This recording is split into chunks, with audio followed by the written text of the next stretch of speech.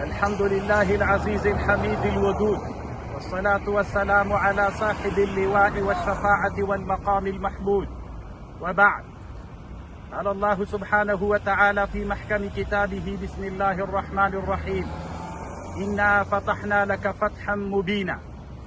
من شعب أفغانستان لإخواننا المسلمين في غزة، نهنئ لكم فتحكم الميمونة المباركة لكل أهل فلسطين، خصوصا لأهل غزة. أسأل الله أن يتقبل شهداءكم ودماءكم، وأسأل الله أن يشفي مرضاكم ومكلوميكم. من شعب أفغانستان نحن نفتخر بكم وببطولاتكم، ويفتخر بمقاومتكم وبطولاتكم كل أمة المسلمة. الله أكبر، الله أكبر، الله أكبر، الله أكبر، الله أكبر. الله أكبر.